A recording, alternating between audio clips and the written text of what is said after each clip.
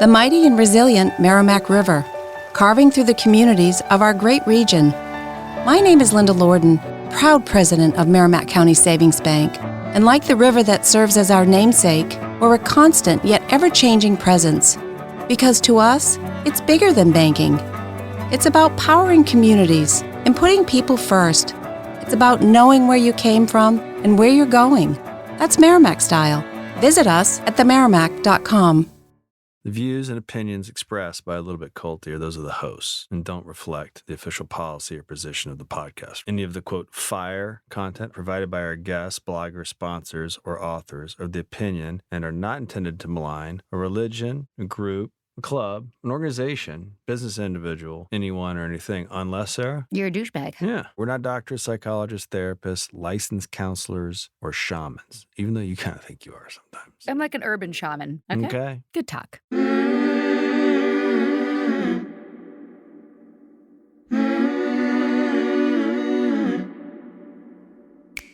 Hey, everybody. Sarah Edmondson here. And I'm Anthony Ames, a.k.a. Nippy, Sarah's husband, and you're listening to A Little Bit Culty, a.k.a. ALBC, a podcast about what happens when devotion goes to the dark side. We've been there and back again. A little about us. True story. We met and fell in love in a cult. And then we woke up and got the hell out of Dodge. And the whole thing was captured in the HBO docuseries The Vow, now in its second season. I also wrote about our experience in my memoir, Scarred, the true story of how I escaped NXIVM, the cult that bound my life. Look at us, a couple of married podcasters who just happen to have a weekly date night where we interview experts and advocates in things like cult awareness and mind control.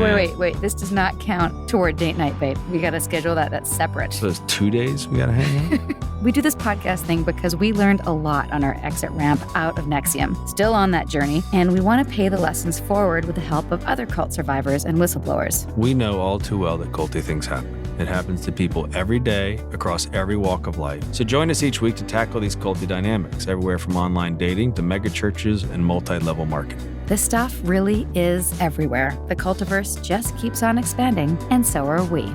Welcome to Season 5 of A Little Bit Culty, serving cult content and word salads weekly on your favorite podcast platforms. Learn more at alittlebitculty.com. Sinking down to the depths of the ocean, hanging on to the wind, my love.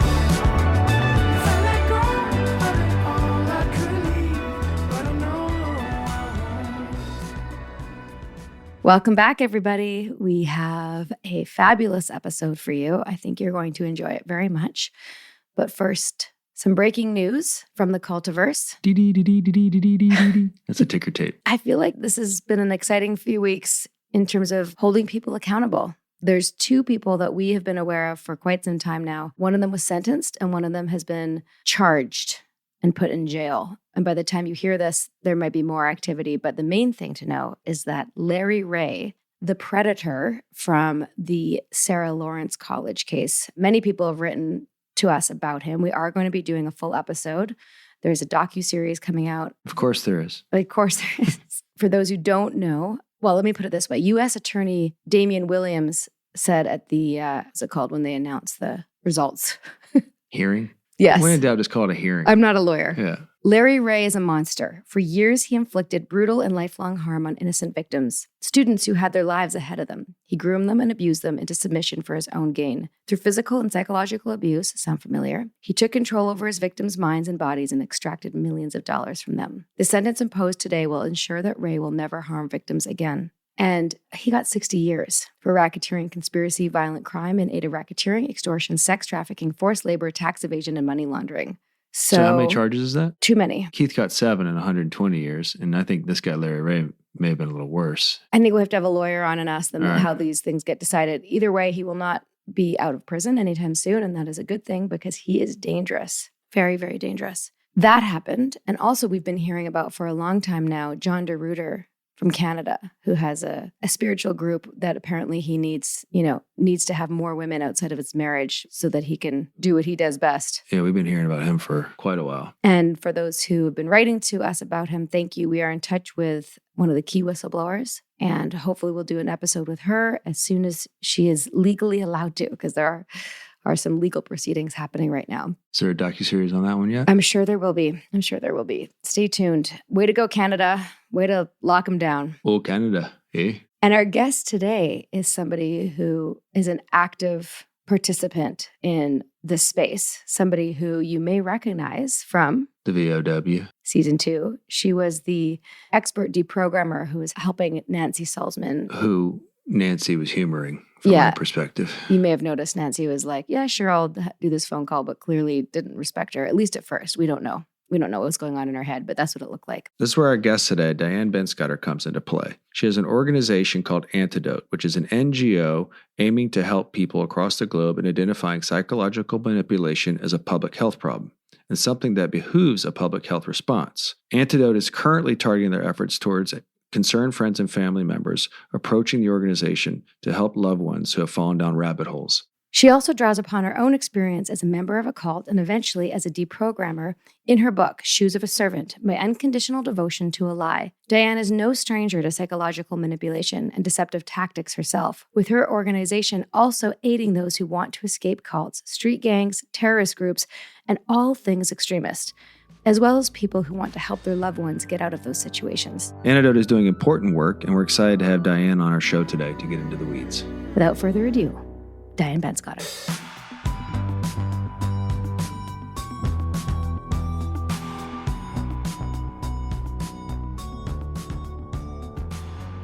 Diane Benscoter, welcome, finally. Yes, thank you. For our audience members out there, our tech episodes were a podcast in itself. Couldn't you say, Sarah?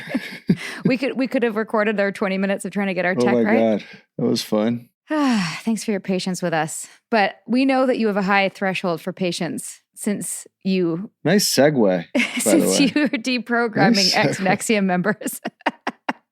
That That's was a great good segue. Sarah. That Did, was. did you plan that? That was good. No, it just emerged naturally. It That was emerged good. naturally. Because Yeah. we want to hear your personal story with your group that you were in and how you got out and how that led to the work that you're doing now, which is very important. Before we get to that, our audience, as you probably know, is vow obsessed. And so we thought we'd share how we connected through the vow. So my connection to the VOW is that I met Jahan through another organization that I'm part of that deals with violent extremism. She has a friend who is part of that group, and that person connected us. And she was just in the early stages of working on the vow, and Catherine Oxenberg was very concerned about her daughter. And so I met with Catherine, and we talked a lot about how to set it up so that I could talk with India. And we finally were able to arrange that. She agreed to talk with me. And I ended up spending 40, 50 hours talking with India about her situation and helping her understand the psychological manipulation that was going on in the organization and helping her see a way to rebuild her life and start over. I also helped kind of mediate the relationship between Catherine and India, which had been really harmed in many ways by the whole experience. So that's all part of the healing process, I think. And then I went to the trial, to Keith's trial, and was part of the vow. I eventually was introduced to Nancy and talked to her. I wish I could talk to her more. There's a lot more work to do regarding that, her healing process and her understanding of what she's been through and the whole thing. But anyway, that's kind of my history with the famous VOW.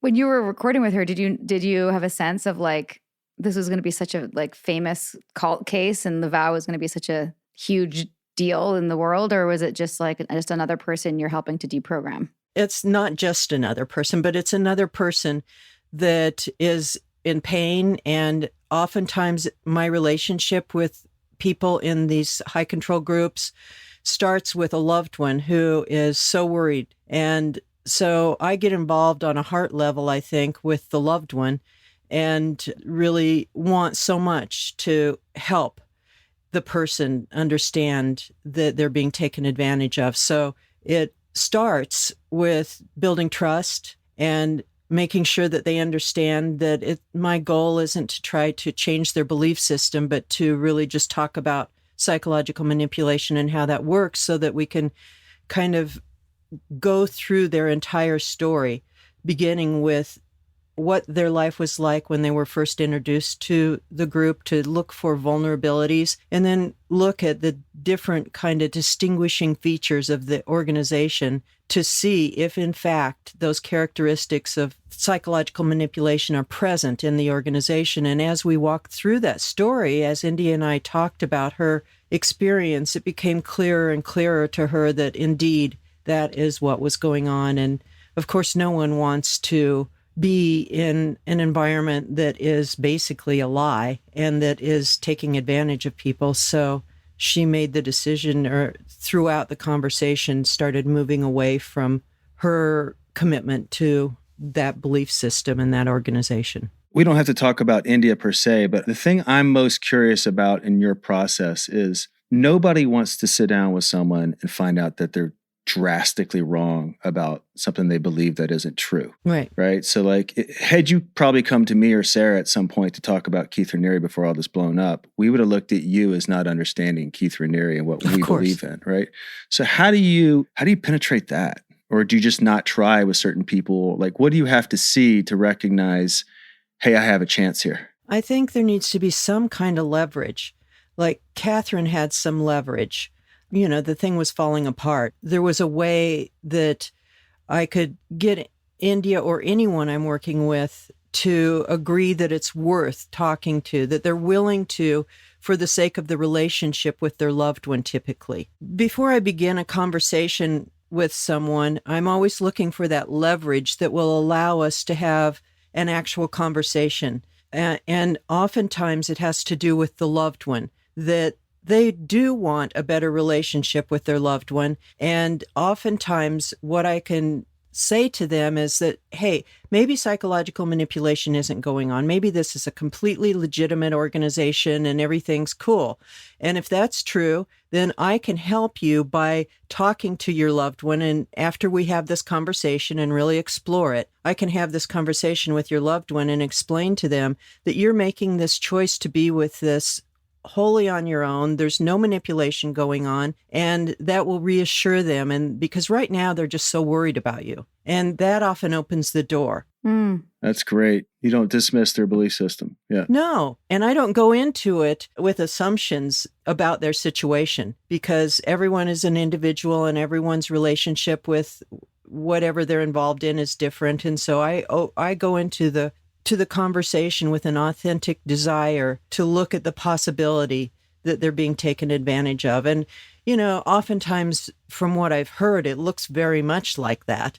And chances are that is what's going on. And from everything I can see, that is what's going on. But it's always about unfolding, you know, peeling back the onion and looking at all aspects of their specific relationship with what's going on. That's a great approach. I love that. Did it ever come up either with any of the people you've worked with that the word manipulation was altered for us in NXIVM? The word manipulation was reframed. Oh, words are always reframed in these groups. Right. They always have new definitions. It's part of the us versus them goal, right, which is always the core of the whole thing. It's always about polarization. Right. When you and I met in person, when we went to Los Angeles to do the panel for the final screening of The Vow, and we talked afterwards about, you know, what was good and what was bad, and we want to ask you about that as well. You said something about like, well, that you were we were part of something, a manipulative structure.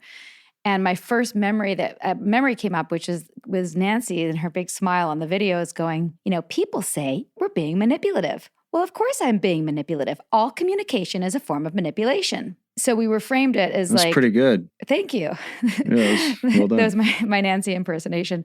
I mean, we saw these videos so many times, right? It was just like so redundant. But my thought was, yeah, of course we were manipulating, but we were manipulating someone, maneuvering them towards a good end. Like, this is what we believed, right? Obviously we weren't, but we thought that. And so that even the word itself, I'm imagining being like, had you tried to deprogram me, my defenses may have come up being like, well, yes, it's psychological manipulation, but like, it's like the whole concept we even said, yes, we're brainwashing, But we're If you brainwashing remember, the bad Sarah, parts out.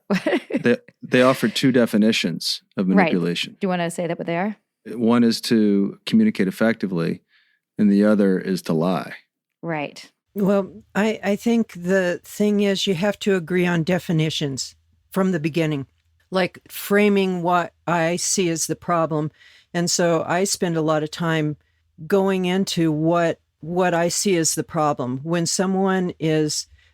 techniques are being used to polarize and to create an environment where we're the good ones, we're the right ones, everybody else is wrong. That's one of the main key trademarks of a group that is intentionally trying to take advantage of people, that people become the assets of the organization, and it's all done on a psychological level. So the words that people use, I can eventually talk about those from a loading the language perspective. But first, we have to agree that no one wants to give up their autonomy. No one wants to be taken advantage of on a psychological level, and start talking about what that means and how I define that and how experts define that.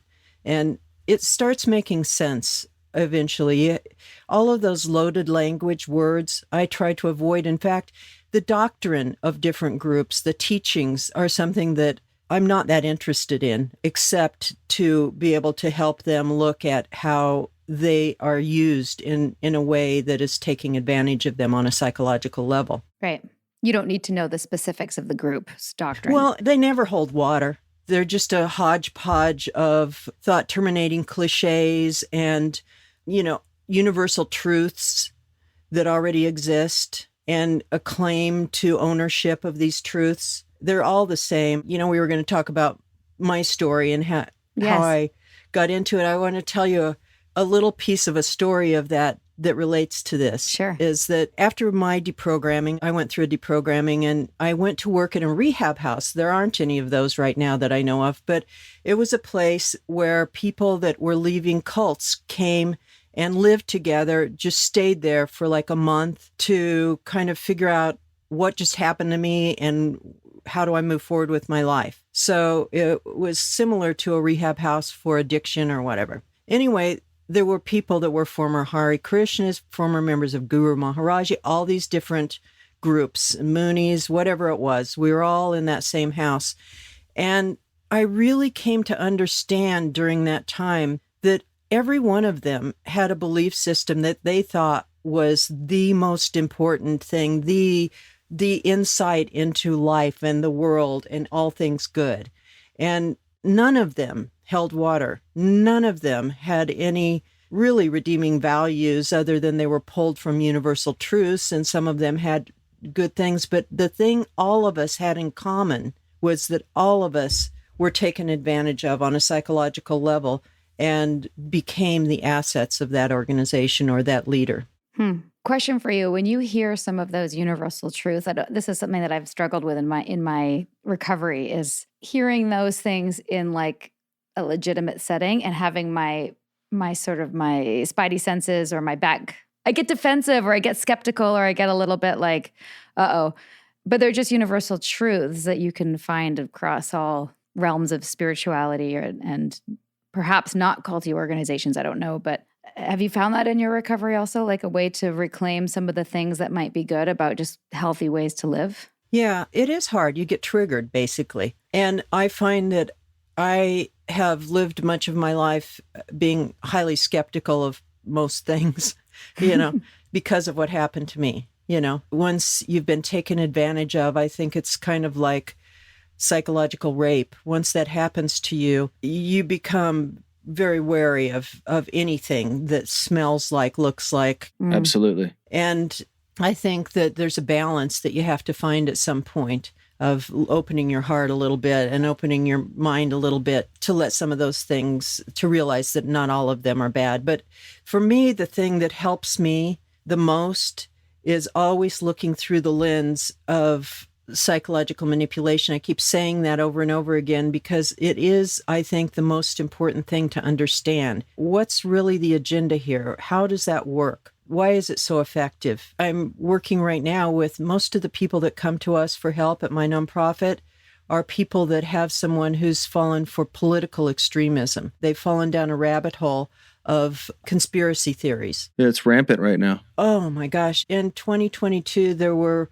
almost 1,000 people that came to my organization asking for help. And it'll break your heart reading their emails. They're all people who, I don't know how to talk to my father, my grandfather, my son, my husband, my wife anymore. It's the same story you hear from people who've joined your more traditional cults.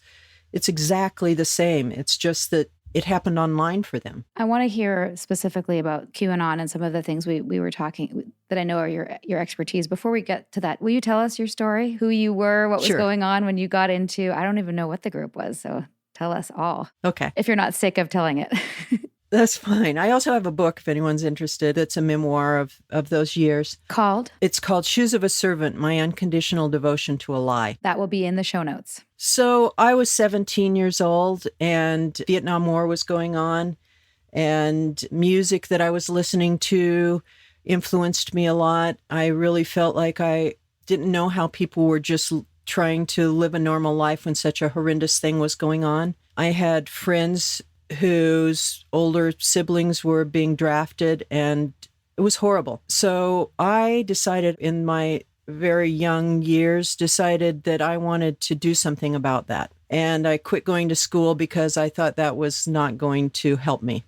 And my parents, of course, were completely concerned and worried. And I was in a tiny little town in Nebraska, and I moved to Lincoln, which was where my brother lived. And I was walking down the street trying to decide what I wanted to do. I thought I wanted to be a writer because I thought that could help change the world. And I was going to this interview at this newspaper to see if I could write for them. And someone jumped out of a van, these people with these boxes of bananas that had flyers wrapped around it, and it said, "Walk for World Peace." And they wanted to talk with me, but I just took the banana and went on. And when I went then to this interview at this paper, they said, "Well, we're not hiring writers, but you could write a story. Do you have any ideas?" And I pulled out this thing and said, "Do you know anything about this?" And they said, "Go on the walk and write about that." So I decided to go on this walk for world peace. Well, it turned out to be the Moonies. And we were going to hear Sun Myung Moon speak. And it was a 5-day walk from Omaha to Des Moines. And there were 5 guests that decided to go on this walk. And there were 2 Moonies always with us all the time as we were walking like 20 miles a day. We'd stay in churches along the way and be lectured to. Well, the leader in Nebraska was very charismatic and charming, and he seemed really smart. And all these people were so excited about what they were doing, and they were going to change the world. And so when I heard these lectures, I realized that, oh my God, are you telling me the Messiah's on the earth right now?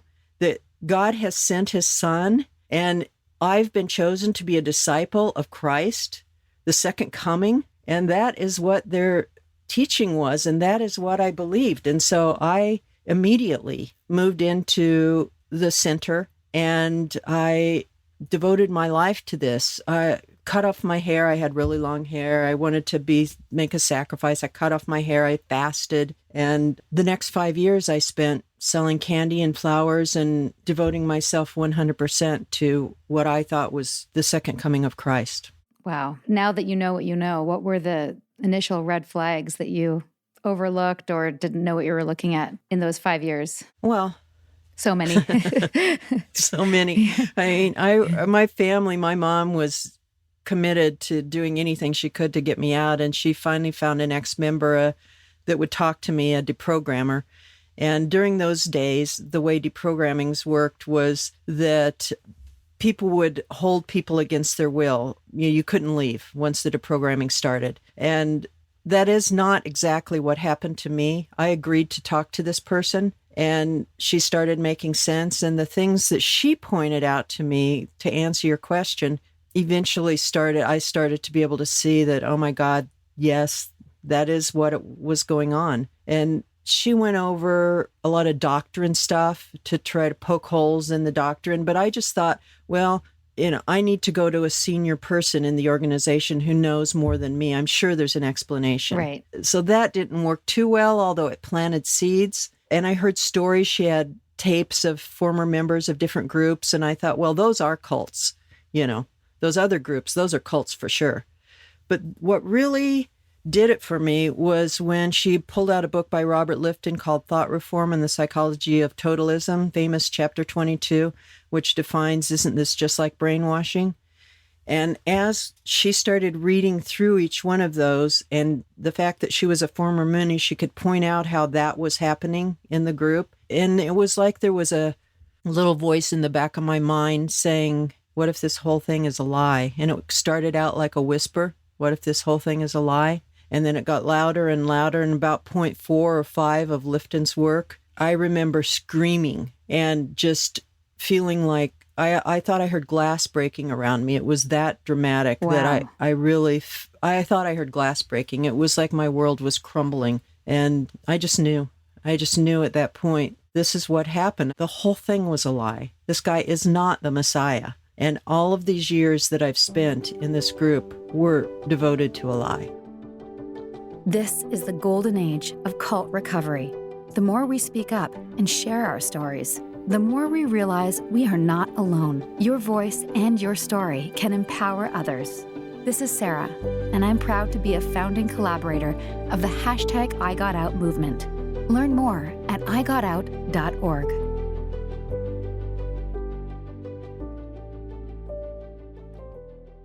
This episode is sponsored by BetterHelp. What are your self-care non-negotiables? Maybe you never skip leg day or never miss yoga. Maybe it's getting 8 hours of sleep. I mean, that's my personal and everyone's dream, isn't it? Well, I definitely have some non-negotiables. Like, I'm in Vancouver right now, and I'm spending literally as much time as I can outside in nature. #cold pools, #crushing it. Nature is a non-negotiable. Not enough time in the fresh air and the trees around me, and I start to feel not great, not myself, not grounded.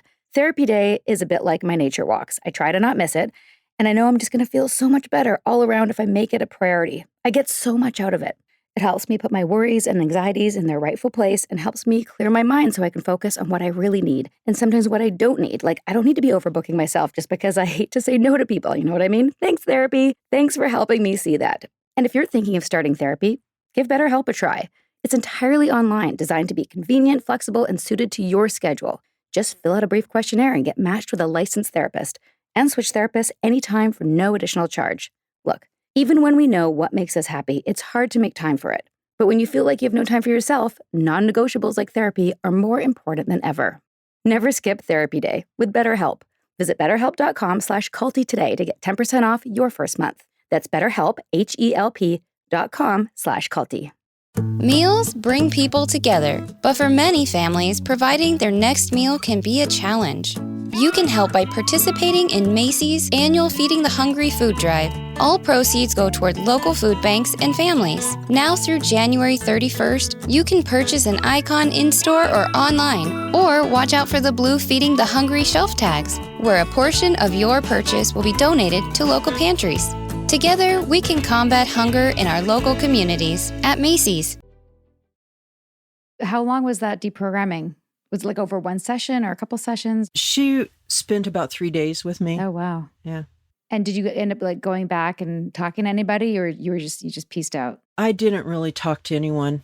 I let them know that I wasn't coming back. And the thing is that they learned, I think most groups learn, is that someone who's been deprogrammed, who really gets what's going on, becomes more of a liability than an asset. And it's really easier to recruit new members than to pull someone back. They did send some people to talk to me, and I refused to see them. I didn't want to. I just wanted to move on with my life. Right. And you were 21 at the time, correct? Yeah, 21. Yeah. And that's when I was asked to come and work at this rehab house for people that were leaving groups.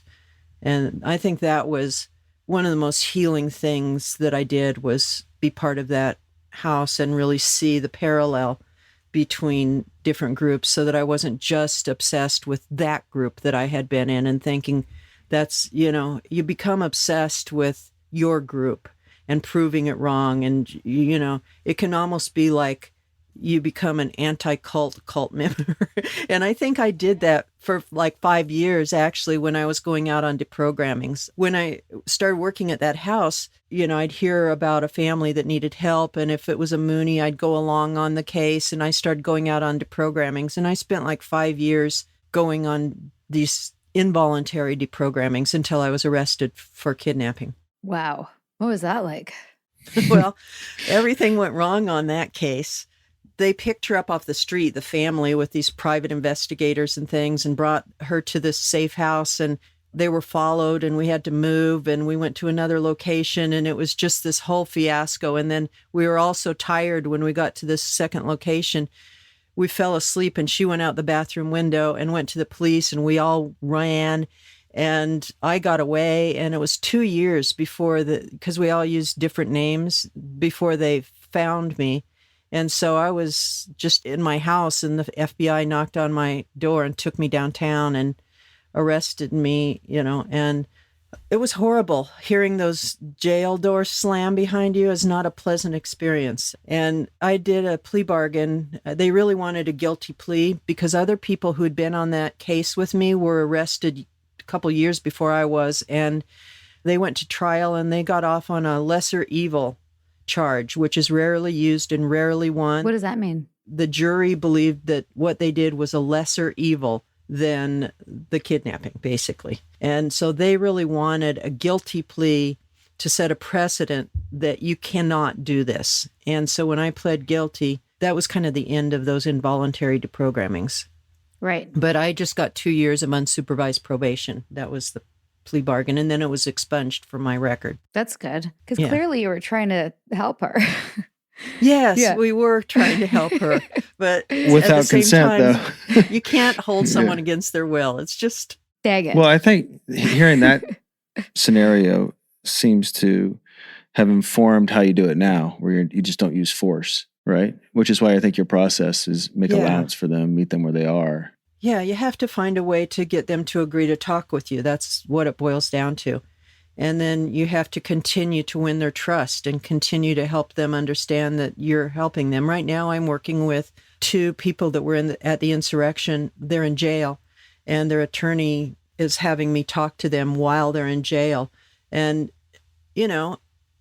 it's always a challenge. That's a very challenging situation. I can only talk to them for a little while on a jail phone, but they are starting to see that they were taken advantage of. They were weaponized. Yeah, you call them assets to the leader. Yeah. Which is really how I felt at the end of this. I felt like, when I read Young Yelauch's book about the moral injury, I just felt like I was this dude's asset. Just for your trajectory, because we always ask our guests who are survivors is how did you get in and how did you get out and how are you healing? So clearly your advocacy and the work that you do now is a big part of your healing. Is there anything else that you can share with our audience, which is, I don't know the percentage, but a high percentage of survivors and people who are in the process of healing? What else you can share about getting your life back? One of the things that shifted for me in the process of going from being in a cult and then deprogramming people and then forming my nonprofit is that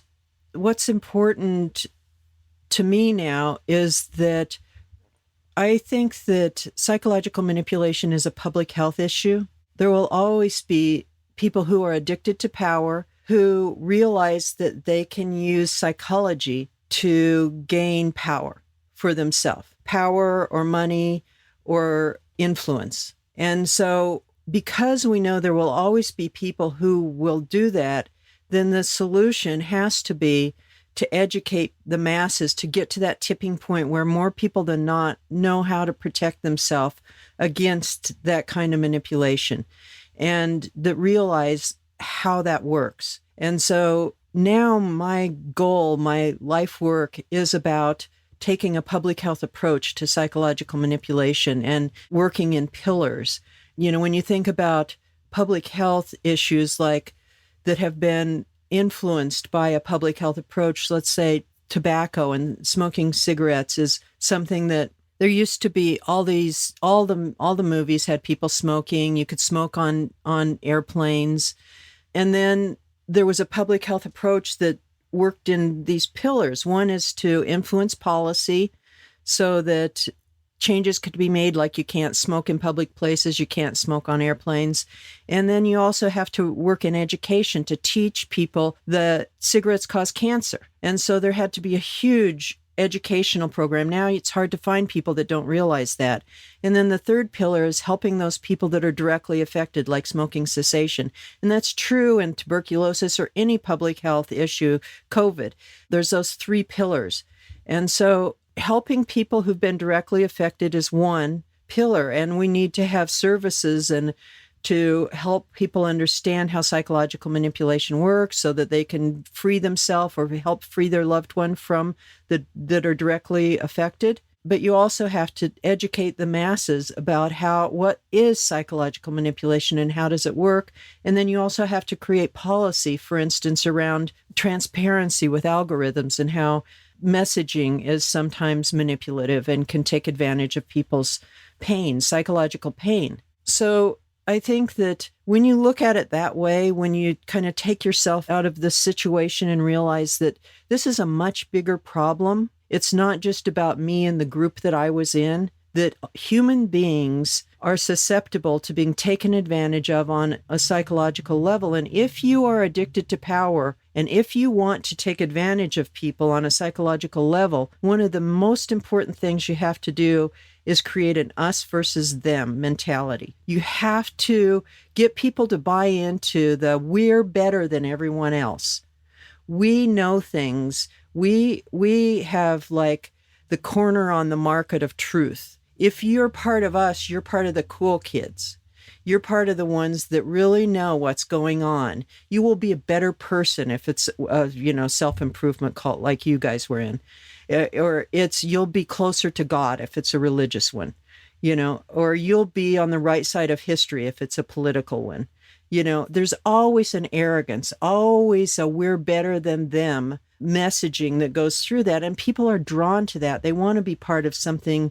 They want to be better than the rest of the people. People want to think they're smarter. People want to think that they know something really that other people don't. And that is such a selling point of any group. I can't help but think of advertising companies when you hear that on a lesser level. Like, oh yeah, they do create, For sure. they create that chasm. There's a documentary called The Century of the Self. It came out in 2003. It's a BBC documentary. It talks about Edward Bernays, who was Freud's nephew, and how he took the concept to get people to purchase, not need-based, but desire-based. That's the essence of it. And so you were saying how they manipulate you for power and stuff like that. I'd say they manipulate your desires too. Yeah. In a similar way.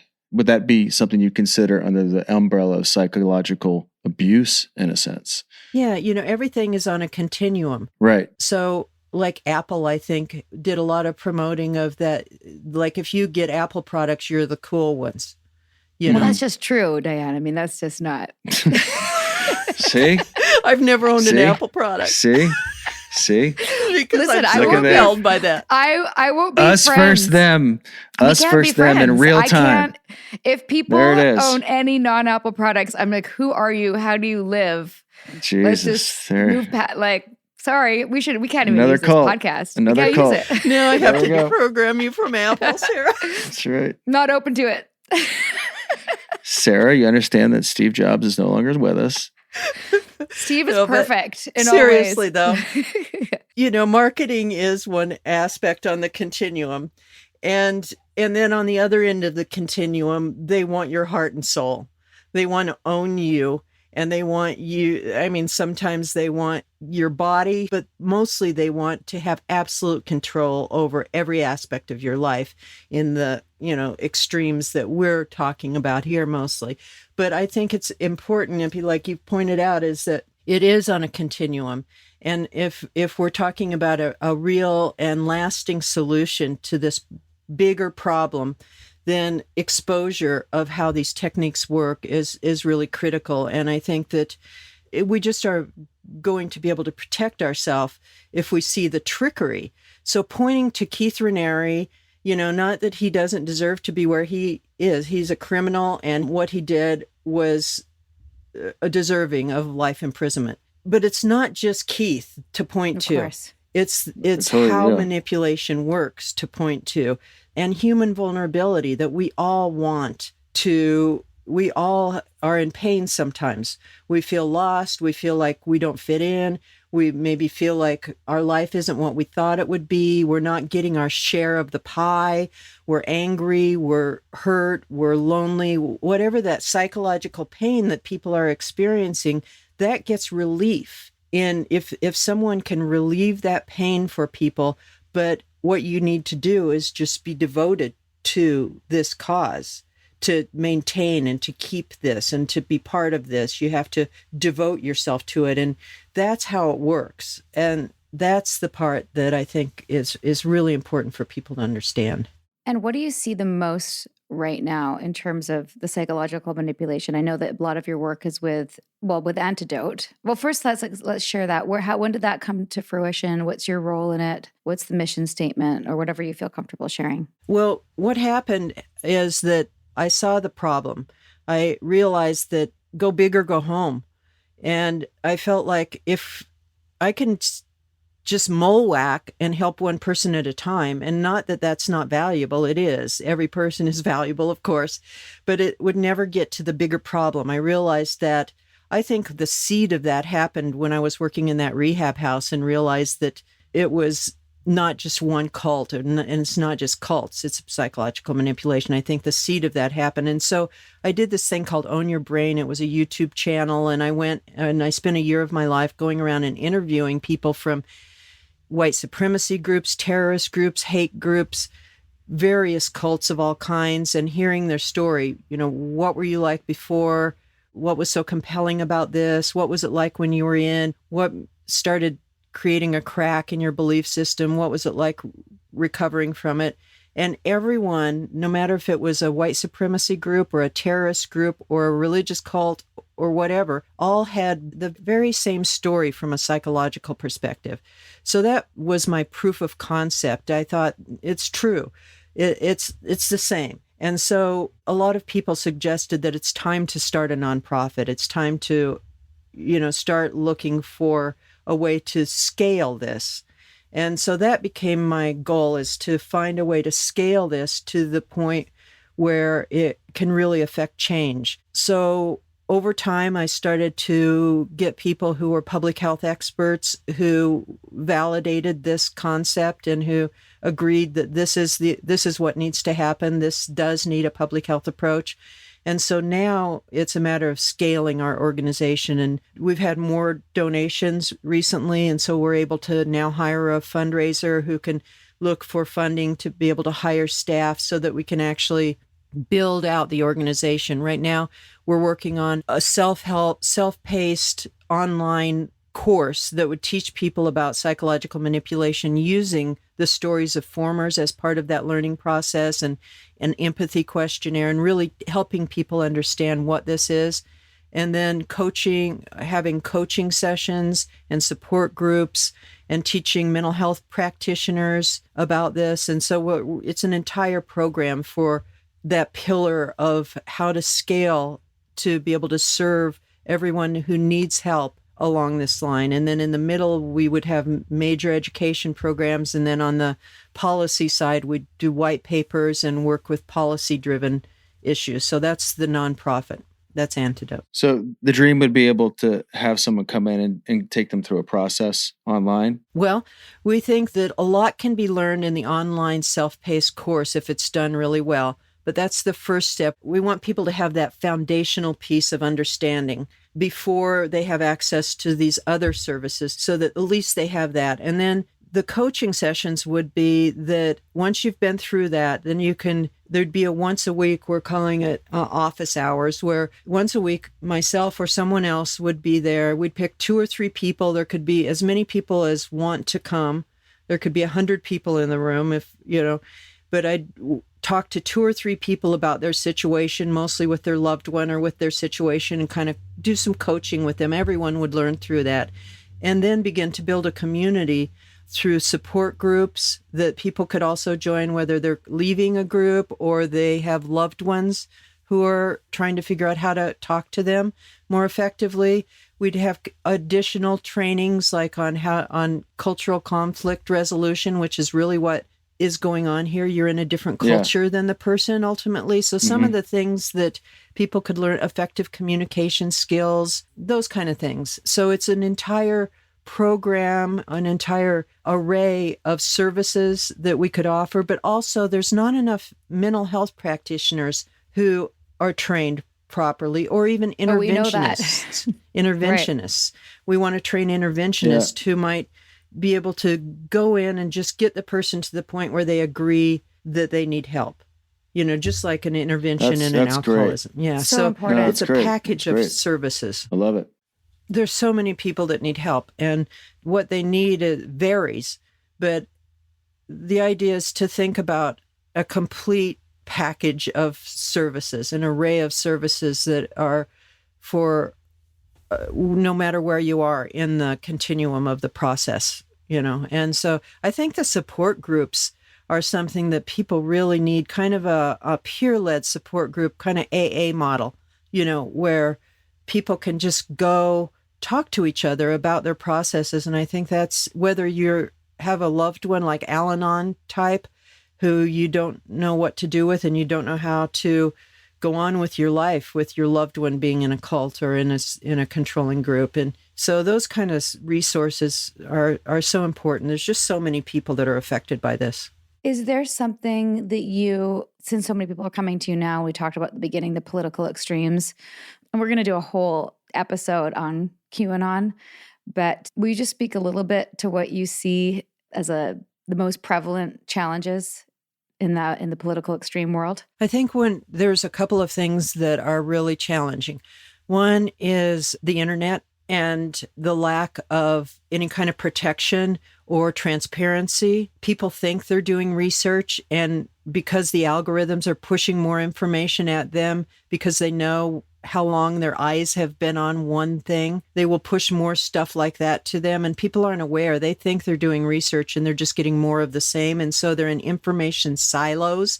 They're like, people end up in these information silos where they're all based on the same information. They really do think that what they're seeing is the complete picture, and they're not. I think the other thing that's really important to keep in mind that's a huge problem is that we live in a very complex world with a lot of really big problems, and that creates a lot of psychological vulnerability because fear and feeling like you don't understand the world you live in puts you in a very painful place on a psychological level. You really want relief from that pain of feeling like this world, I don't understand it, and the global warming, and who do I blame? Whose fault is this that the world is so messed up? People are looking for someone to blame, and they're looking for a way to feel like this world has meaning and their life has meaning. And so I think it's very compelling to hear a narrative that says there's someone to blame. Those guys that have always had more power, the educated, the smart, the pretty, those are the bad guys now. We're the good guys. And so that's so compelling to people. And if you want to be an authoritarian leader and you want power, and you got to get rid of democracy, you've got to get rid of a free press. Totally. Hey there, listener. Hope you're enjoying this episode and that you're remembering to hydrate, stretch, and unclench your jaws. Sometimes listening to conversations about heavy topics can really make you tighten up, you know? And remember, a little bit culty loves you. Also, come hang out with us on Patreon after you finish this episode. It's fun over there. Fun is good. And now, here's a brief message from our sponsors. Meals bring people together, but for many families, providing their next meal can be a challenge.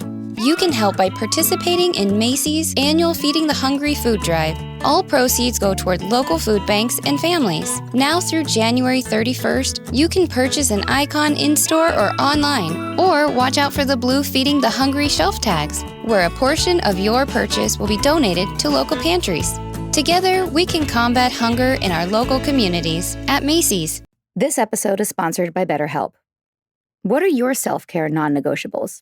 Maybe you never skip leg day or never miss yoga. Maybe it's getting 8 hours of sleep. I mean, that's my personal and everyone's dream, isn't it? Well, I definitely have some non-negotiables. Like, I'm in Vancouver right now, and I'm spending literally as much time as I can outside in nature. # cold pools, hashtag crushing it. Nature is a non-negotiable. Not enough time in the fresh air and the trees around me, and I start to feel not great, not myself, not grounded. Therapy day is a bit like my nature walks. I try to not miss it, and I know I'm just going to feel so much better all around if I make it a priority. I get so much out of it. It helps me put my worries and anxieties in their rightful place and helps me clear my mind so I can focus on what I really need and sometimes what I don't need. Like, I don't need to be overbooking myself just because I hate to say no to people. You know what I mean? Thanks, therapy. Thanks for helping me see that. And if you're thinking of starting therapy, give BetterHelp a try. It's entirely online, designed to be convenient, flexible, and suited to your schedule. Just fill out a brief questionnaire and get matched with a licensed therapist and switch therapists anytime for no additional charge. Look, even when we know what makes us happy, it's hard to make time for it. But when you feel like you have no time for yourself, non-negotiables like therapy are more important than ever. Never skip therapy day with BetterHelp. Visit betterhelp.com/culty today to get 10% off your first month. That's BetterHelp, HELP.com/culty. Diane, you touched on a really good point, and there's a book I wanted to get for Christmas called Rules for Radicals, and it talks about the gist of it, as I understand it, is it's normally a group of people who look out in the world and they have to identify a group as the perpetrators of the problem. And 10 times out of 10, that group is a group in our culture that's thriving. Yeah, exactly. They have to be. And so they victimize themselves to that group and make that group the perpetrators of the problems, and they feel empowered that this is the mission that they're on, instead of looking at the things that are right in front of them that they could dominate and slowly move forward. What's compelling about your story is that you knew that you had to work with individuals in order to get to a point where you could scale it. Yeah. So that lesson seems to me, that's what Sarah and I have done. We were like, what's in front of us? What can we make better that's in front of us? Yeah.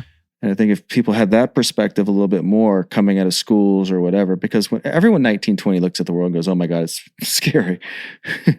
You're in that position innately coming out of school or wherever you are. So many people get caught up in these things at a young age when they're idealistic and wanting to do something. And what you're saying is, I love it. And I think a lot of people who are undereducated and kind of blue collar, they feel like they're being left out and they're really angry. And anger, they feel like they're not getting enough and that they are paying all these taxes, which the tax structure is set up so that people who have more pay less, and they're angry and they feel like they're not getting enough of what they feel they deserve in life. And anger is such a strong primal emotion.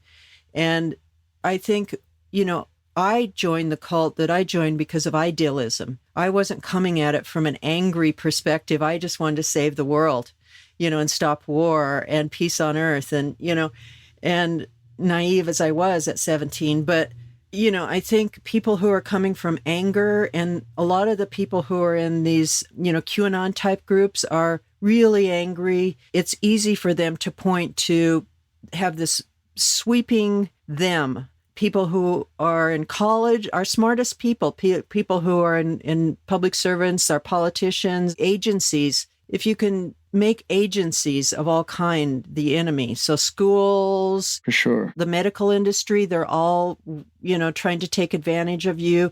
And there is corruption in government and there is corruption in the pharmaceutical industry and such, but they're also saving lives, and there's some of the smartest people on the planet are in these, but it's such a relief for people who feel like they're undereducated. They don't really understand what's going on to say they're all wrong. We're going to take power. We'll go in there. We'll storm the Capitol. We'll take over and we'll be in power, Both of us, after going through what we went through, were definitely, the ground was rocky in terms of figuring out who and what to trust after, being so betrayed for so long. Do you see a pattern there with people who are in cults to be not trusting of authority after that, or to develop other conspiracy theories, or is it more case by case? One of the most dangerous things, I think, it's a scary thing, is that when you finally leave, if you don't have a real understanding of how psychological manipulation works, but you know that the group you were in was bad for whatever reason, then cult hopping is a real thing, because now you're even more vulnerable. You're really in pain now because you were in pain before. You joined this group that filled your needs. You felt like you had found utopia, basically, or this, the real truth. And then when that's taken away, you're really raw and you're really empty. And so that psychological pain is what vulnerability is about. And so it's very easy to either be scared of everything and hide in a little bubble, and be afraid to interact with anyone, basically, because you're scared of everyone, or you jump into something else and find yourself a new cult leader. We had a girlfriend who left around the same time that we did, but didn't deprogram or do any therapy. And she ended up joining a yoga group and was about to make a lifetime commitment to the leader, which when we pulled her out. Yeah, cult hopping is legit. Another question I thought of, and I'm sure that you talk about this all the time at Antidote, given that we know that there's no system that isn't, or no organization that isn't immune to abuses of power, how do you keep that structure not culty or not abusive or problematic in any way?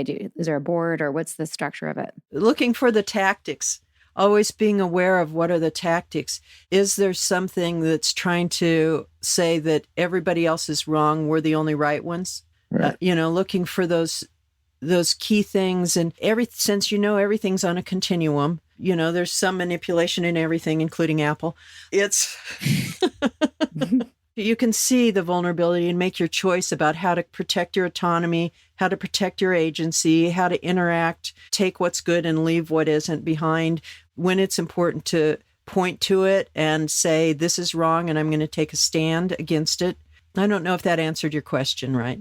Yeah, it's just something that we've come across, is even in starting a team to make the podcast, or but wanting to be a part of other organizations, just trying to be super aware of making sure we don't repeat any. Well, I mean, it doesn't mean don't take chances. I think another thing, and Diane, correct me if I'm wrong, part of the trusting thing is a lot of people ask me how it hurt my trust. And I was like, I'm going to trust you until you prove you're not trustworthy. Mm-hmm.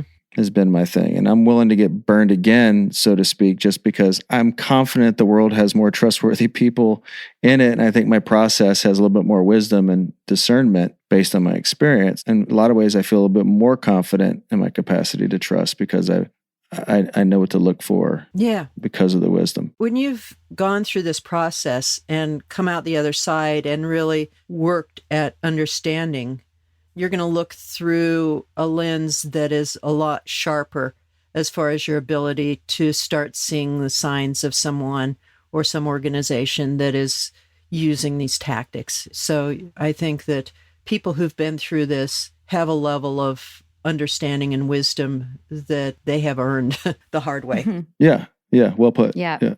That's a good point. Back to the topic from the beginning, to circle back. Do you feel like, of course, we're not in her head and we can never be in her head, but do you feel like, truthfully, Nancy got the wisdom at the end? I think she's still getting it. I think it doesn't happen in one bite, and that she has a lot of work to do. There was so much trauma she was going through with her mother, and, there was just a lot going on for her, and her daughter, of course, Lauren, and her role. That's a lot to sort out. And I think that she hasn't even really begun to sort that out in a real thorough way. But the thing is, getting caught in something like that, in a position like she was in, or even, Sarah, you were a leader in the organization, and I don't think guilt is helpful at all. That's not useful. And it's not even appropriate, because I think that when someone really believes they're doing good and they really have bought into this concept, of course you're going to promote it. And of course you're going to kind of get caught up in that you're better than most people. That's just part of what happens. You feel like you're better than most people. And I think Nancy took on that role of really believing that she was, and maybe Keith did too. It's that self-perpetuating nature of psychological manipulation. You buy into it. And depending on what your psychological needs were going in, or what is getting fed while you're in there, that is reinforcing this unhealthy but very strong identity of being better than the rest of the world, having more insight than anyone else, you start really believing that. And that is really a difficult thing to come out of and to own. But I think that people who do that, like yourself, who is now doing this podcast and really trying to help other people understand this, is extremely powerful.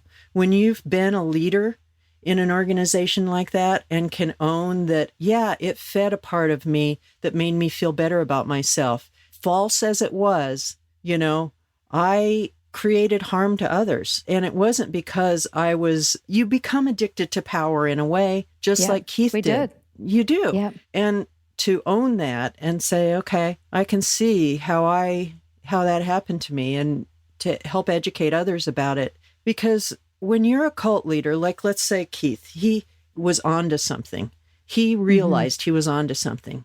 Early on, he had these women who were like really giving themselves to him, especially these women, but men too, but predominantly women. He knew he was onto something, and it was just a matter of scale. And so you look for people who have leadership capabilities. You need absolute devotion from them. They need to devote themselves to you completely. They need to buy into that. But if you see someone with leadership potential, you're going to give them special attention, and you're going to nurture and grow them, because they will bring more people to you. They will bring more power and influence to you. They'll promote you. And so, Keith saw that in you, and Keith saw that in Nancy. And you also see their weakness, because you need to know where their psychological pain is, because you can always use that as a leverage. You can always tell them, this sucks about you, and I can help you with that, Yeah, they certainly tapped into my desire to be special, to feel, also to prove my family wrong, that I wasn't making a bad choice, and to belong in a community where I was popular. Yeah. That was belonging and connection. I mean, Nippy and I joined for very different reasons and in very different ways. But, you can speak to that too, Nippy, if you want. But that's definitely been a huge part of our reconciliation, reckoning, healing, is owning that. And guilt was certainly part of it at the beginning. And then actually it was Dan Shaw who really helped us to let go of that self-flagellation. Yeah. Yeah, because it's like that was also what we did there, right? We would beat ourselves up and feel crap about ourselves. So that didn't help. And it's so brave of you, Sarah, to say, and I wanted to be popular, because that's something that I think a lot of people can't fess up to, Thanks. Thank you. No, I've had to fess up to some pretty embarrassing things, Yeah. Well, the only way to get the wisdom is be honest. Yeah. Otherwise, if you resist it, it's like a cancer. Yeah. The reward of being brave is wisdom. Yeah. And the ability to help others. I mean, that's a really meaningful, valuable thing. I'm so grateful that I feel like I have something that I can use to help others. I'm so grateful for that. Well put. And it does help people when you can be honest about your path, and they can hear that. They can hear it and they can resonate with it. And then it's not so hard for them to say, me too. And I also have to admit, just like in Girl Scouts, like you get patches for achieving things, I really liked the stripes. I was really motivated by that. Nippy didn't care. Nippy'd be like, I don't care if I get my next sash. I'm like, I got to get my next stripe. What was it for you, Nippy? I thought we were changing the world. Idealism. Yeah. It was like, I felt like I found a group, an organization that was addressing a lot of things that I had a problem with. I'd literally just gotten done reading a book called The Death of Outrage by Bill Bennett. And it was essentially talking about how people were justifying, this is back when Bill Clinton and an intern was our nation's biggest scandal. And it really spoke to me in terms of like, we don't hold our politicians to a standard. The guy lied to us.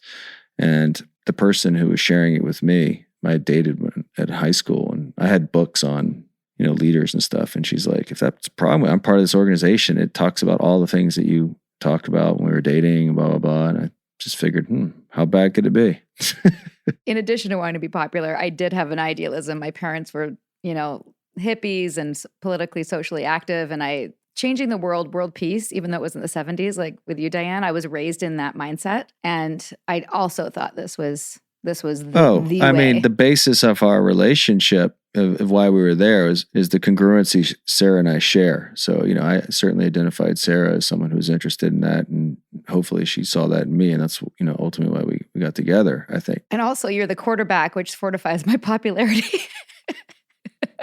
I am a nerd. Like, Diane, if I showed you pictures of myself in high school, I was such a nerd. So to marry Nippy was also part of that deep desire. I have an inner nerd. Which I also connected with. Yeah. Nippy is very, very sensitive under the tough jock exterior. I'm not even that tough. That's what I was going to say. tough. I'm not even that tough. Tough but tender. Tough but tender. It's interesting. Most people, even like the guys in jail, for instance, that I'm working with, they are good people. They care deeply. Most of the people who buy into any kind of psychological manipulation, I find that it's because they care deeply. They want something more out of life, whether if you want to be a better person, or you want to be more spiritual, or you want to be part of making the world better. Those are the kind of things that are typically underneath almost all people, whether they're QAnon or even white supremacy. I mean, they're underneath it. They really feel like, I care about my people. I care about my family. There's something underneath it that is coming from goodness, almost always when people are joining these groups. Poisoned by fear. Their goodness has a little bit of fear in it. Yeah, fear. Yeah, there's compelling factors. You said something in the VOW that I really liked. I think it was with Mark, and he was saying something like, the loyalists hate us right now. And you said, they don't hate you. They hate that their world is crumbling. Right? Was that the gist of it, Sarah? I think so. That was such a good line. How would you, and I want to take it off the VOW loyalists, because I don't think it's proprietary to them, but like the doubling down in the face of all that, like what's an approach? What's the end game? How does it evolve for people that are so dug in? Have you seen someone who's been that dug in slowly over time kind of take in what's in front of them and pivot to it appropriately so that their lives start to thrive as opposed to be sunk? I think of it as like this bubble around a person, and it's a protection, and it creates this world that they live in where they can rationalize their life. And you can put seeds in there and they grow and they can start to crack that bubble. But depending on how much someone needs something to be true, like how much will their world crumble if they admit that this was a lie and that it wasn't true? How much did they need it? You never know until you get really into, that deconstructing their life story with them, why did they need this to be true?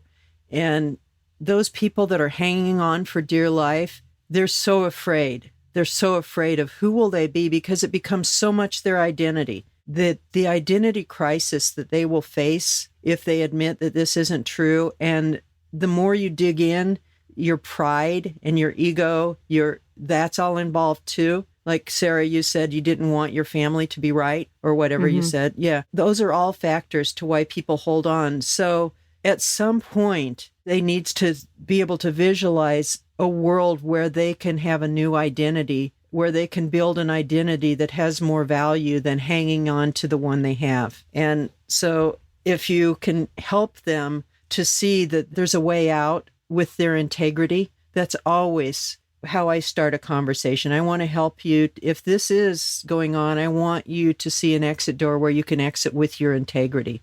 There's nothing to be ashamed of. Totally agree. I don't think any of them have anything to be ashamed of. I think the behaviors that they're doing right now are the things that they might be ashamed of later on once they wake up. I know. I think they will. And I think the other thing is, it feels like everybody in the world is focused on, the group you're in. Like everyone knows about Nexium and the VOW. But they don't.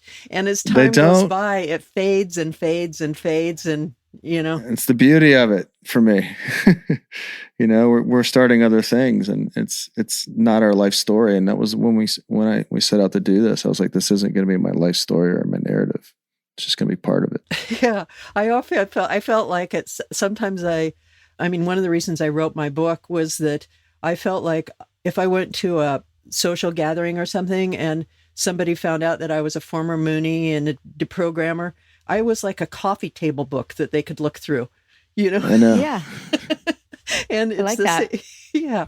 And so now I can just say, read the book. Yeah, I feel the same way. Yeah, read the book, but also as long as the questions are interesting that we keep Yeah. getting and people are seeking to understand it, I'm always willing to talk about it because, here's a person who's curious and, I know when I'm curious, I getting someone who's cooperative and answers, deeply and intently is always a valuable conversation. So, I mean, and we'll always have that. That's the upside of the story. You always have an opportunity to speak and put language to something that's pretty complex and everyone experiences. So it's cool. That's the positive of it. And a lot of people say, think of it as kind of this sensationalized thing and it would never happen to me, but it sure is interesting how other people can be taken like this. And I love that. I love those people. Yeah. Well, that was me. That was me at 23, So what 24. do you say to that, Diane? What's your response? I start with, maybe it couldn't happen to you. Maybe you have such a deep understanding of what psychological manipulation is that you can recognize it everywhere, So great. what do you know about it? How does it, explain to me how it works, And they usually can't. And to be totally transparent, we don't feel better than you when we ask those questions to you. When we say that, right? I just love it when they tell me how it can never happen to them. And then they tell me about how they're also like, they take transcendental meditation courses or like, they love to practice Kundalini yoga and how they're, blah, blah, blah. I'm like, okay, good luck. There's one last question. This is from our fan base. A number of people wanted to know for family members that are caught up in something, any tips on how somebody can, in a kind manner, question someone's beliefs or express disagreement or support someone without enabling them? Like any little tips that you tell people for their family? If you have a loved one that you feel is in a high control group or has been radicalized, the first thing to do is educate yourself as much as you can about the trickery of how this works. And try to get to empathy for why this was so compelling to them. Try to get to understand the person behind this, not just the stuff coming out of their mouth that you find so repulsive or that seems to be so nonsensical, or look at the person underneath it and think about what was it they needed that this is filling for them. And get to empathy. The most important thing is to understand how psychological manipulation works and get to empathy. Then it's a matter of good communication skills. Your goal is to be able to get them to the point where you can have a meaningful conversation with them where they're not defensive, where they know that you're just concerned about them and that maybe they're okay. Maybe there's nothing wrong with their belief system, but you've got to get to that starting point of a reasonable conversation. It will do you no good to argue with them and to try to point out how stupid their doctrine is. Mm-hmm. Absolutely. Such good points. Which I think creates more of the extremism. Yeah. Well, that just makes them dig in. Further. Yeah. It pushes them further. It makes them, like what you said, Sarah, the more your family told you were wrong to be part of this, the more you wanted to prove to them that you were right. Yeah. Which is why I understand the mentality of the people who are still loyal. It's just more extreme now. Anything else you want to share with our audience about where to find you or any final words of wisdom? I think that many people in your audience are probably they're listening to this maybe because they just find it intriguing, but a lot of them are either concerned about someone they love or they themselves are trying to heal from an experience they've gone through. And I think educating yourself and getting the support you need is so important. And I just want to say it is painful. It's extremely painful. And so take good care of yourself. And no matter which side of that coin you're on, and try really hard to really understand what the enemy is. It's not necessarily even the cult leader. It's the manipulative tactics. And that's the most important thing to understand, I think. I love it. Thank you so much, Diane. You are a force. I'm so glad we got to meet in person and do this. And I know our audience will love it. That was great. Yeah. Let's keep in touch. Thank you, Diane. Thank you. Thank you for all you do, really.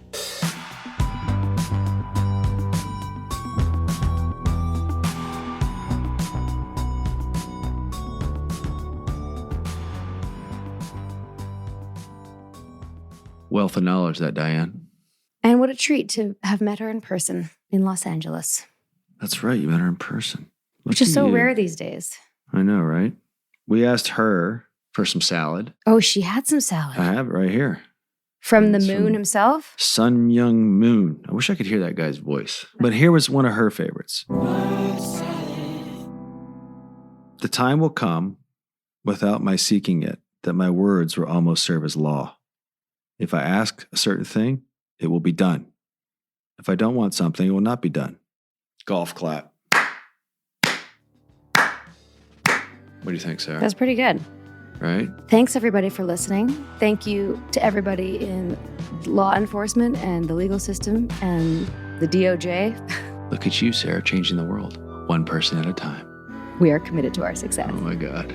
Bye. Bye. Sinking down to the depths of the ocean. I'm hanging on to the weight of my love. If I let go of it all, I could leave, but I know I won't.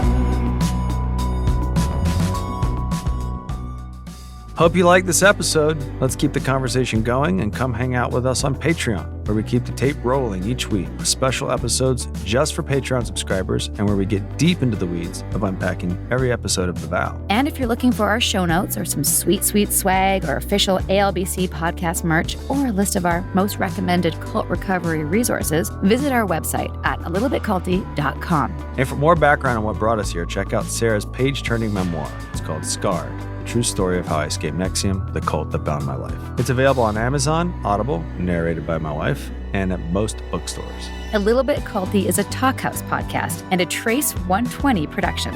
We're executive produced by Sarah Edmondson and Anthony Nippy Ames, with writing, research, and additional production support by senior producer Jess Tardy.